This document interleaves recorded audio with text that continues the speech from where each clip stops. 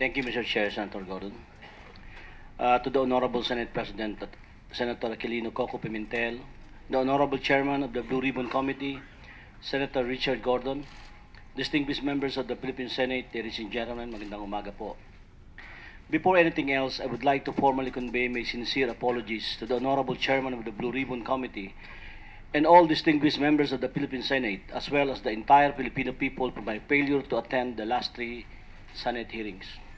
I hope you will allow me to introduce myself. My name is Wenceslao Asarcon Sombero, Jr., also known as Wally.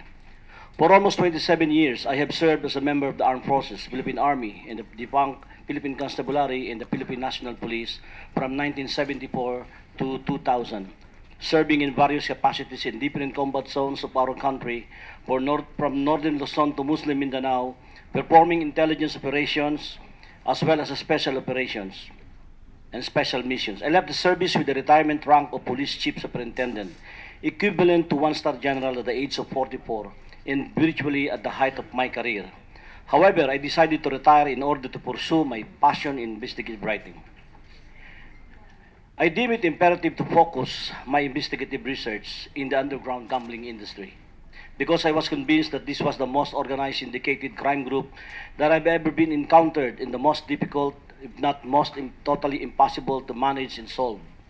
Initially, I was engaged by Mr. Dante Tan as head of the special project Quick Pick 2 launched by BW Resources as a gaming platform designed to eliminate the illegal numbers game in the country.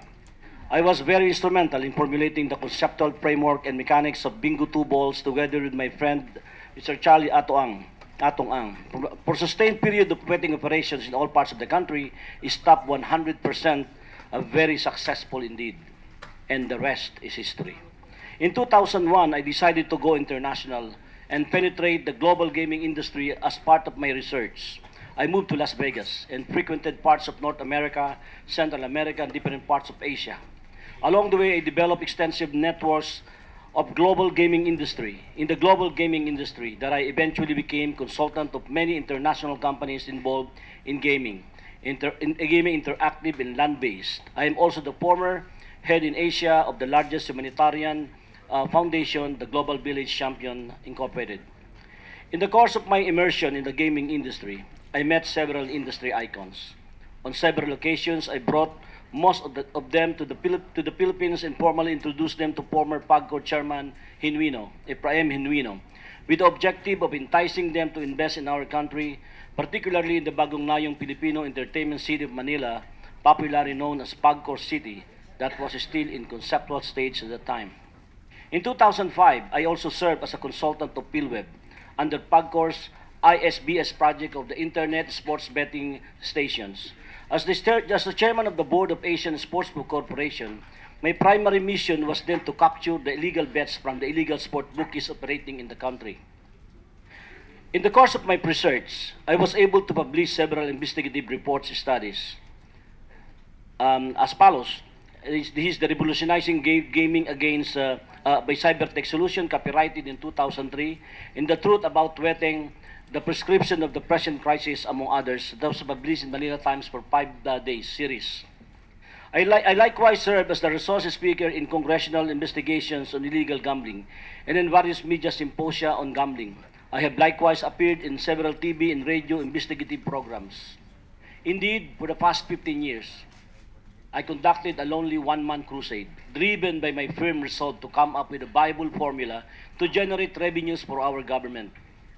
I eventually realized that the culmination of my study was the validation of the paradigm shift in gaming as entertainment and tourism. With the stagnation of the North American market due to the rigid anti-online gaming laws, the European gaming market nearly saturated, the only direction to sustain growth and expansion of the interactive online gaming industry from Europe, North America, and Central America is going to Asia.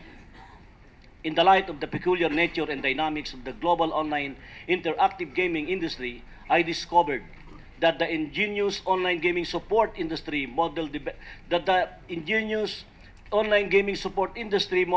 developed under the jurisdiction of CESA enabled the Philippines to regulate international gaming operations that can essentially exist without regulation.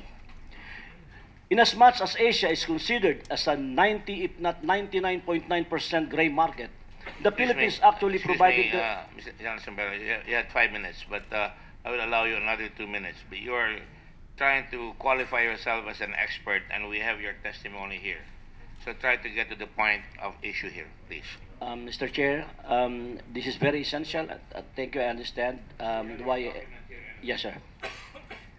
However, the growth and development of interactive online gaming service industry based in the Philippines was actually being sabotaged and derailed by relentless raids conducted by some misguided law enforcement officers working with some misguided judges. Thus, despite the phenomenal development in the emergent interactive online gaming, wherein the Philippines became the first online gaming jurisdiction in Asia, it soon became evident that we cannot capture the growth opportunity in the global gaming industry, and the government can never maximize the revenues derived from this sector of IT-BPO, and the stakeholders are being harassed and the regulators are disorganized.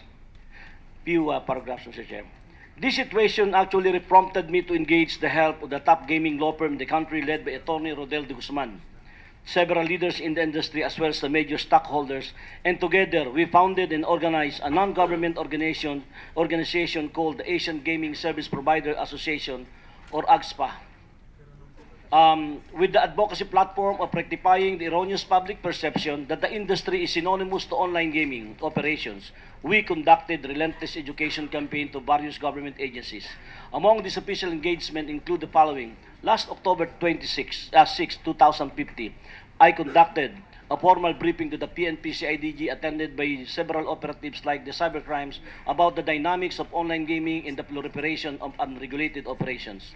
I conducted informal briefings to former NBI Director Virgilio Mendez and several the cybercrimes and division chief of the National Bureau of Investigation.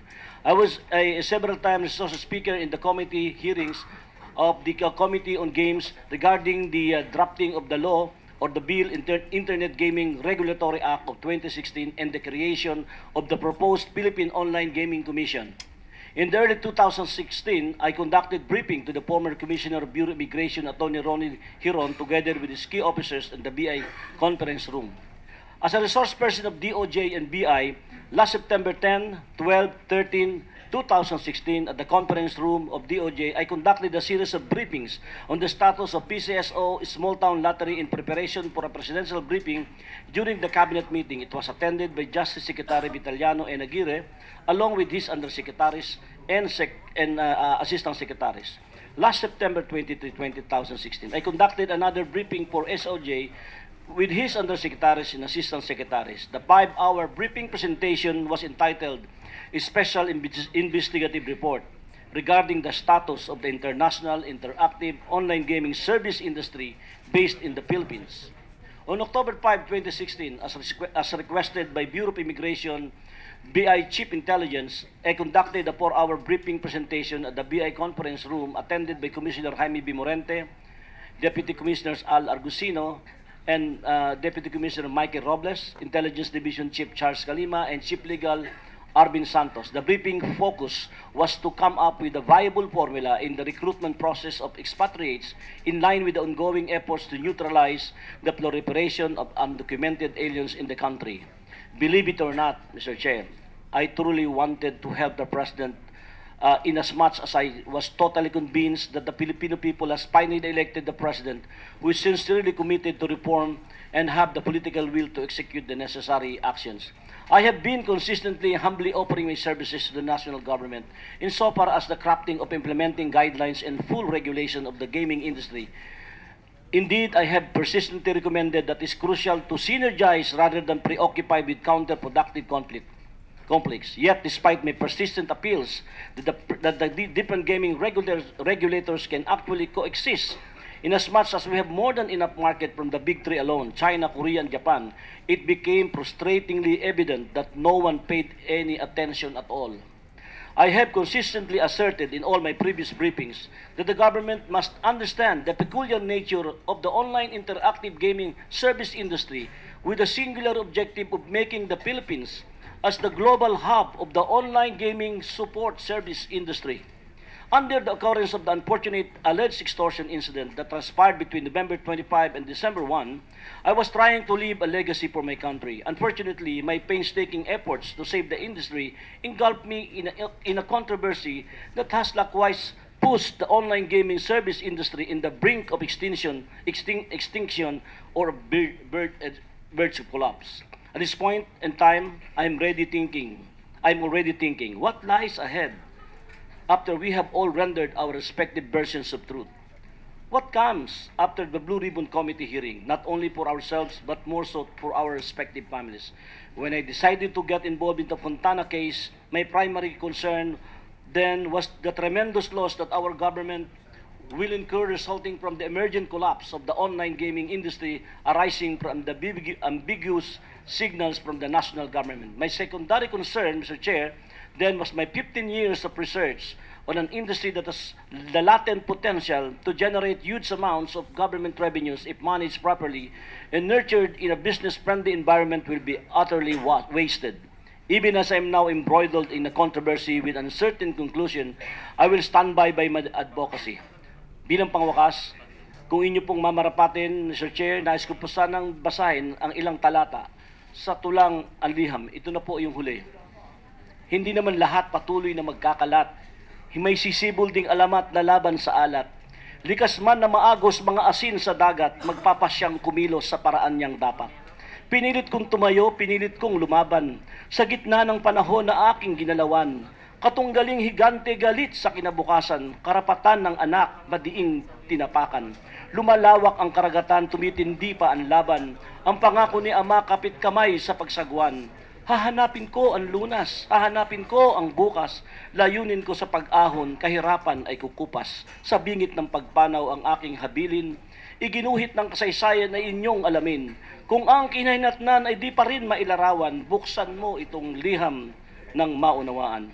Mr. Chair, Senator Gordon, sir, nakahanda na po akong sagutin na anumang pong katanungan. Maraming salamat po.